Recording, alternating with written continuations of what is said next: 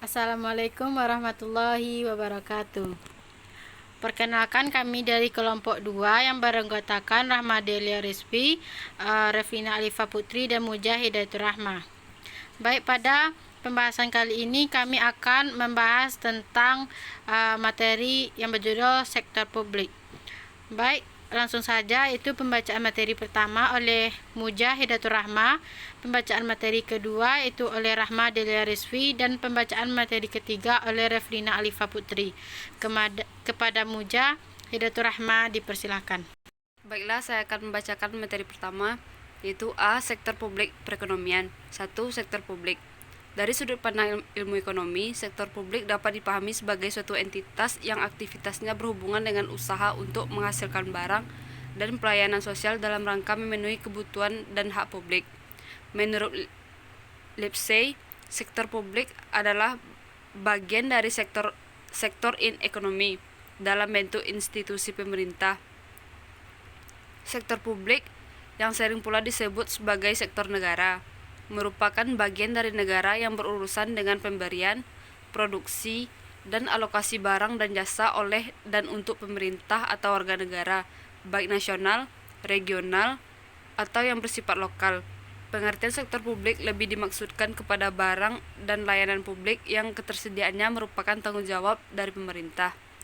Barang dan layanan sosial yang dimaksud dapat berupa pemberian jaminan sosial, perencanaan administrasi perkotaan, penyediaan infrastruktur, kesehatan, pendidikan, sampai dengan manajemen pertahanan nasional. 2. Menganalisis sektor publik. Ada 4 tingkatan analisis terhadap sektor publik. A. Menguraikan kegiatan-kegiatan pemerintah dalam perekonomian. Dalam APBN, mata anggaran tidak mudah ditelusuri untuk digolong-golongkan mana yang termasuk kegiatan sektor publik dalam perekonomian dan mana yang bukan. B. Menelaah konsekuensi tindakan pemerintah.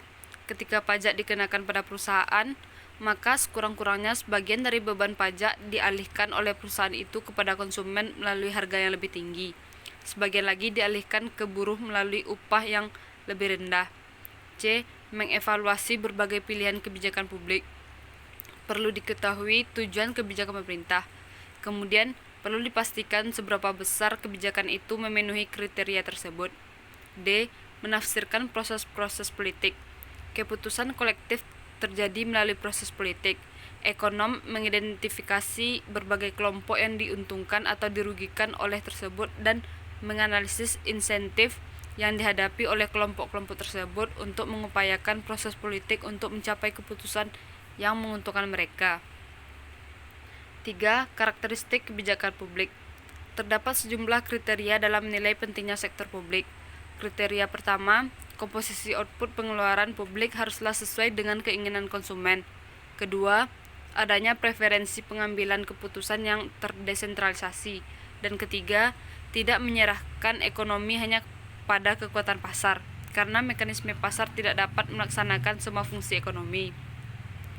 Karakteristik kebijakan publik mempunyai sifat mengarahkan, mengoreksi, dan melengkapi peranan mekanisme pasar. Secara lebih terperinci, karakteristik tersebut dapat dijelaskan sebagai berikut. 1. Untuk mencapai efisiensi pasar. Suatu kondisi di mana produksi barang sama dengan keinginan pasar. Kondisi ini mensyaratkan adanya informasi yang lengkap mengenai pasar, baik bagi produsen maupun bagi konsumen, dan peraturan pemerintah yang diperlukan untuk menjamin persyaratan kelengkapan informasi tersebut. 2. Peraturan pemerintah. Hal ini diperlukan untuk mengoreksi penyimpangan yang terjadi apabila terdapat kondisi persaingan yang tidak efisien. 3. Pertukaran barang dan jasa tertentu. Dalam mekanisme pasar, perlu ada proteksi dari pemerintah untuk melindungi pelaku pasar. 4. Timbulnya masalah eksternalitas yang perlu dipecahkan oleh pemerintah melalui anggaran, subsidi, dan pajak. 5. Perlunya peran sosial yang dilakukan oleh pemerintah dalam bentuk distribusi pendapatan dan kesejahteraan dalam mekanisme pasar. 6. Untuk menjamin kesempatan kerja, stabilitas harga, dan tingkat pertumbuhan. B. Pembiayaan sektor publik oleh pemerintah. Macam-macam pembiayaan sektor publik. 1. Line item budget. Line item budget termasuk kategori sistem pembayaran yang cukup tua sehingga disebut sebagai bagian dari sistem pembiayaan tradisional. Sistem pembiayaan ini memiliki kelebihan dan kelemahan, karena sistem pembiayaan disajikan dalam bentuk input. Kelebihan berfokus pada input dan memberikan informasi tentang berapa banyak dibelanjakan dan bagaimana membelanjakannya, tetapi kurang menekankan mengenai apa yang dibelanjakan. Kelemahan kurang menekankan mengenai apa yang dibelanjakan dan kurang dapat menginformasikan tentang efisiensi pembiayaan karena tidak dilakukan pengkaitan antara input dan output. 2. Incremental budget merupakan sistem pembiayaan yang hanya menambah atau mengurangi jumlah biaya dengan menggunakan data pembiayaan tahun lalu sebagai dasar perencanaan tahun sekarang, atau pembiayaan tahun sekarang sebagai dasar pembiayaan tahun depan. Kelebihan cocok untuk pembiayaan kegiatan yang bersifat rutin dan selalu dilaksanakan, misalnya kegiatan administrasi kantor, pemeliharaan, dan operasional rutin organisasi. Kelemahan karena menggunakan pembiayaan tahun lalu sebagai dasar pembiayaan, maka seringkali terjadi duplikasi pembiayaan. 3. Planning, programming, budgeting system. Salah satu reformasi keuangan pembiayaan sektor publik adalah adanya upaya mereformasikan pembiayaan dari sistem pembiayaan tradisional menjadi pembiayaan modern yang berorientasi pada pendekatan New Public Management. Pembiayaan modern sektor publik tersebut antara lain planning, programming, budgeting system, zero-based budgeting, performance budget, dan budgeting of a result. Merupakan sistem pembiayaan yang penyusunan pembiayaannya berdasarkan program. Setiap unit memiliki visi, misi, tujuan, strategi organisasi yang dituangkan dalam Renstra unit kerja. 4. Zero-based budgeting merupakan sistem pembiayaan berbasis nol atau mulai dari nol. Zero-based budgeting tidak menjadikan pembiayaan tahun lalu sebagai dasar penyusunan pembiayaan tahun sekarang, sebagaimana dalam line item dan incremental budget. Zero-based budgeting menjadikan setiap pembiayaan merupakan pembiayaan yang baru sehingga dimulai dari nol. Baiklah, saya akan melanjutkan pembacaan materi yang ketiga, yaitu C. Pembiayaan sektor publik dalam ekonomi konvensional dan Islam. Yang pertama yaitu pembiayaan sektor publik dalam ekonomi konvensional. Sumber dana untuk pembiayaan sektor publik atau pembangunan biasanya terdiri dari peningkatan tabungan domestik, penerimaan pajak, investasi asing, perdagangan internasional, utang dan bantuan luar negeri, serta dengan utang dari masyarakat. Pemerintah melakukan utang kepada rakyat dengan menjual obligasi. Biasanya pemerintah memberi return atau suku bunga atau bagi hasil, sehingga masyarakat mengurangi tabungan di bank dan pemerintah akan membelanjakan belanja yang mana perusahaan akan memproses belanja tersebut. Jika perusahaan merespon dengan meningkatkan produksi, maka jumlah barang di masyarakat meningkat sebanding dengan meningkatnya jumlah uang yang beredar.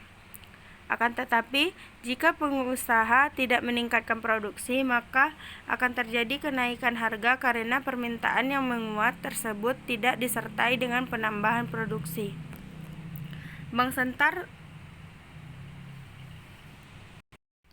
Bank sentral sekarang akan menilai apakah inflasi ini dikehendaki atau tidak.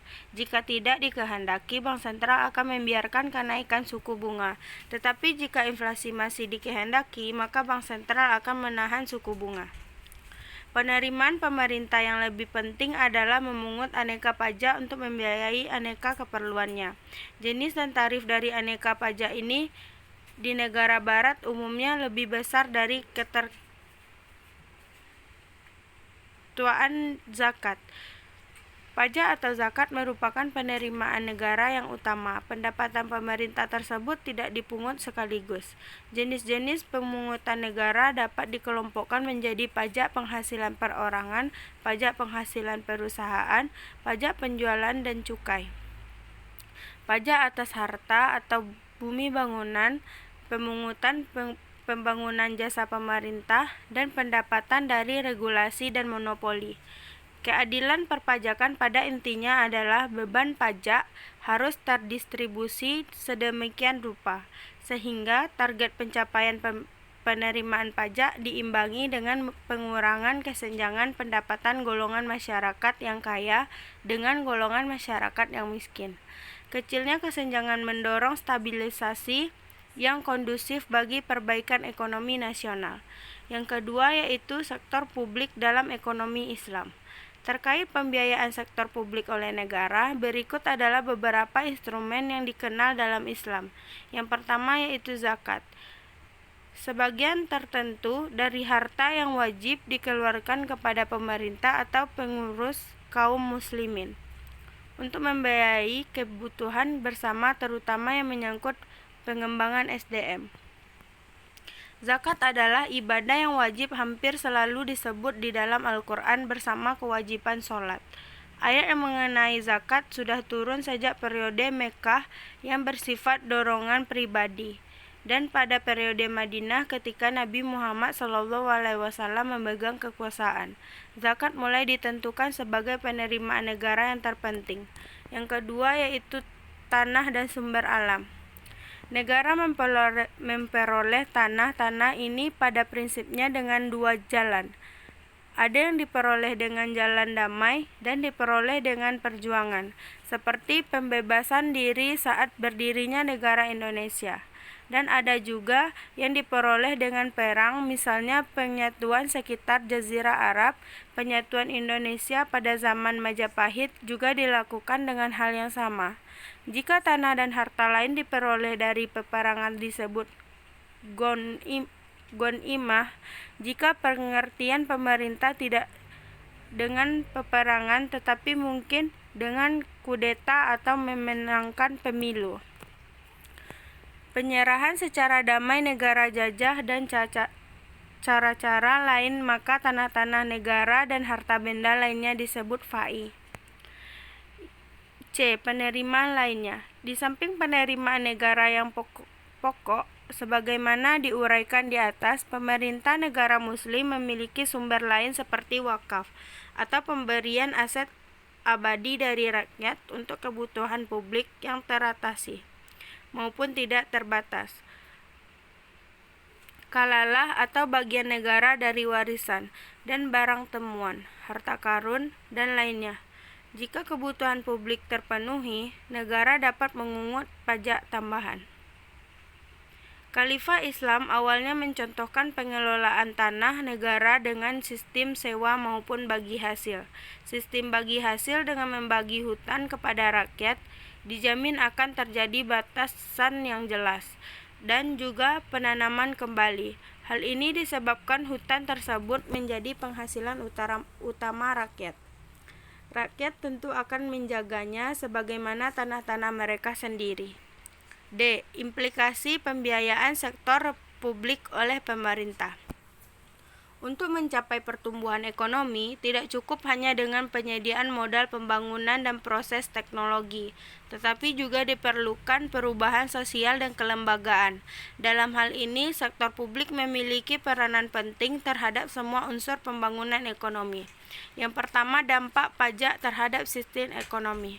Secara umum, struktur perekonomian nasional tanpa pajak terdiri dari pendapatan nasional, jumlah konsumsi, dan tabungan. Hubungan dari ketiga unsur tersebut adalah pendapatan nasional sama dengan jumlah konsumsi ditambah jumlah tabungan, atau Y sama dengan C tambah S. Apabila seluruh tabungan digunakan sebagai investasi, maka tidak akan pernah terjadi inflasi atau deflasi. Kadang-kadang yang muncul adalah jumlah tabungan atau S lebih besar dari jumlah investasi atau 1. Atau kadang-kadang yang muncul adalah jumlah S lebih besar dari jumlah investasi.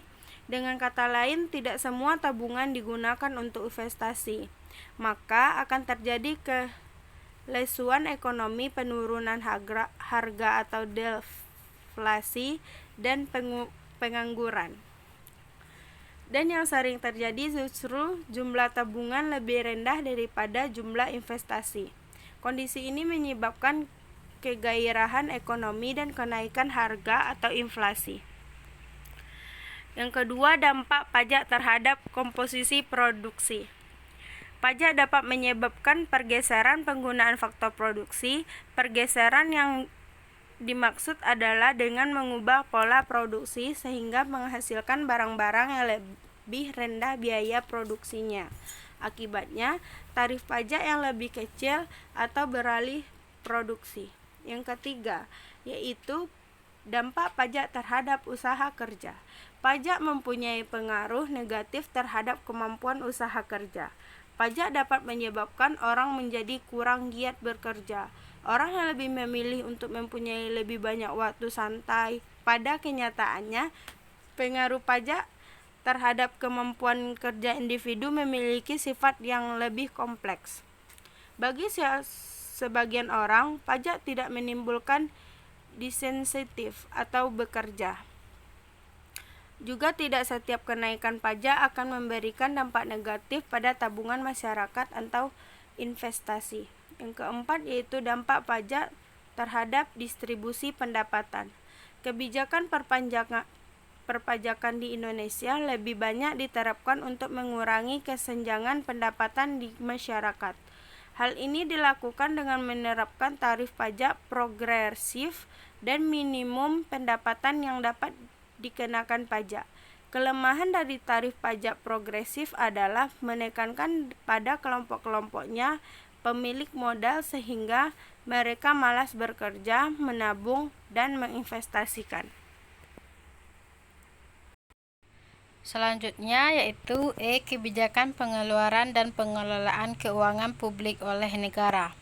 Pengelolaan keuangan publik oleh negara tercermin dalam kebijakan anggaran. Secara simultan, kebijakan anggaran mempunyai beberapa tujuan sebagai berikut. A. Yaitu peningkatan pelayanan pemerintah perlu diikuti dengan kenaikan pajak. B. Distribusi pendapatan kelompok rendah atau tinggi perlu diikuti pengenaan pajak progresif atau sebaliknya. C. Kebijakan yang lebih ekspansionis diperlukan dengan menaikkan pengeluaran publik atau dengan menurunkan pajak. Di dalam konsep anggaran perlu dibedakan antara penerimaan versus pendapatan dan pengeluaran versus belanja.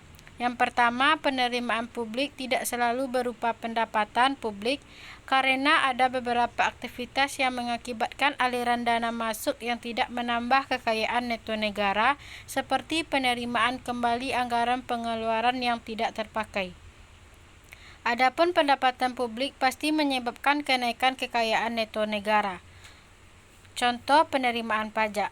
Berikutnya yaitu pengeluaran publik tidak selalu identik dengan belanja publik. Pengeluaran publik seperti pembayaran pokok utang akan diikuti dengan pengurangan liabilitas publik sehingga tidak mengurangi kekayaan neto negara. Belanja publik pasti mengurangi kekayaan neto negara, misalnya itu pembayaran bunga utang. Baik, sekian penjelasan materi dari kelompok 2. Kami akhiri dengan Assalamualaikum warahmatullahi wabarakatuh.